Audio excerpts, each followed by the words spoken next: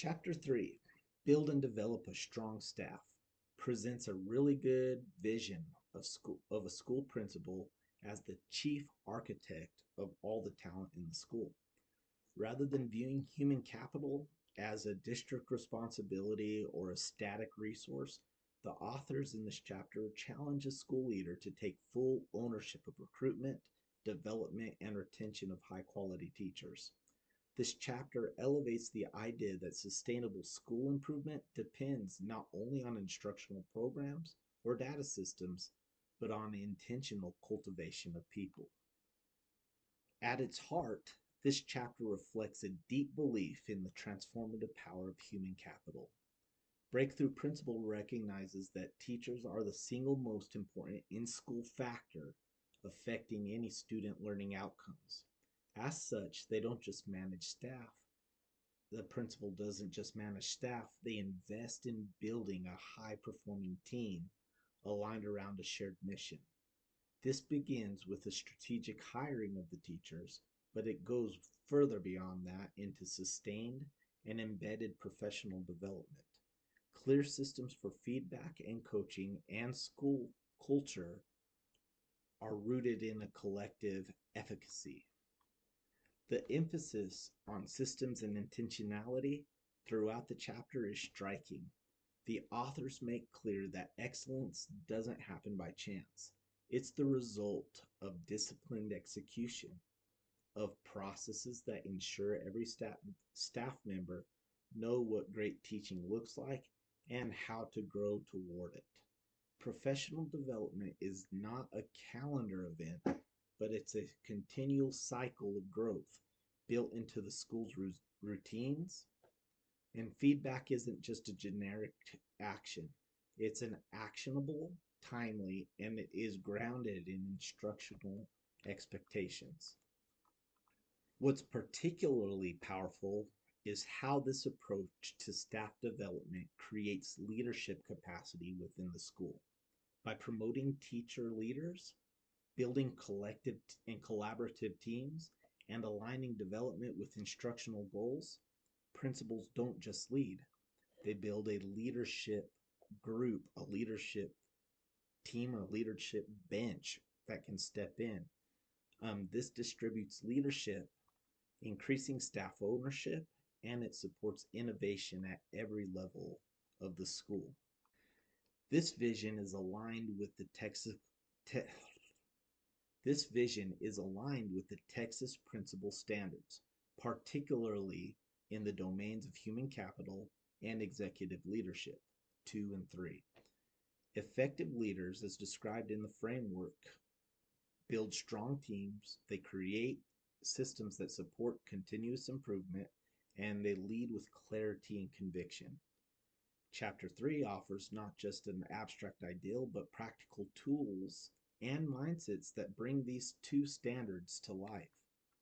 In practice, applying the principles from the chapter means rethinking the role of a principal, not just as a manager of problems or a responder of district directives, but as a strategic talent leader. It means that creating time in the day for coaching, being present in classrooms, knowing your teachers deeply, making staff decisions that are mission aligned are all extremely important. It also means having the courage to confront underperformance from a teacher or from a group of teachers in a way that is honest, compassionate, and rooted in high expectations for the students. The case study by DeMatthews and Knight began with a citation of a 7-part investigative report from Rosenthal in 2016 that's found in the Houston Chronicle. The Rosenthal 2016 report used the premise that the districts in Texas were rewarded for not identifying special ed students. DeMatthews and Knight also highlighted how the Texas Education Agency, TEA, in 2004 tried to address all of this and address racial disproportion in special ed students in schools and all around the state. The PBMAS, also known as the Performance Based Monitoring and Analysis System, was implemented to identify districts and look at their performance. It hit a few levels, but specifically, it did hit special education. The result was that the districts worked to be in compliance with the PBMAS, including reduction of students receiving special special.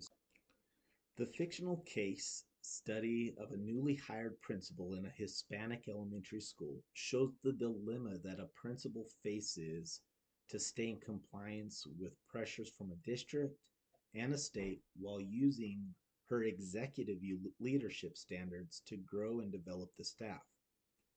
In this scenario, a dichotomy developed between Miss Martinez, the new principal, and the district leadership, and actually the state standards or the state requirements. To be in compliance with the state, the district had been, through passive means, encouraging their campuses not to identify students for special services.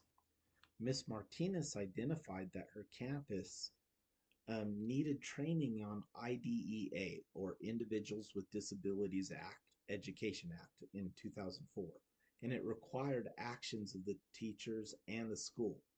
Miss Martinez wanted to develop her staff, but she was also feeling pressure to be in compliance with the PBMAS.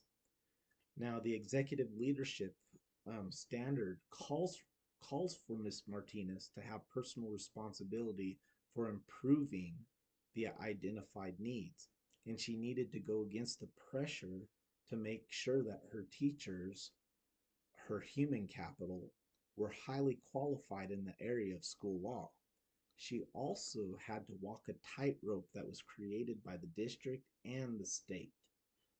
This scenario is really good for building a culture of openness and honesty. She could allow her teachers to see her concerns and the dichotomy of the situation while still teaching her staff the law and what IDEA requires of them. The case study gives opportunity for a principal to enrich and grow their staff, to lead by example, and to set the foundation for all other instructional and cultural improvements to flourish and take root in their school.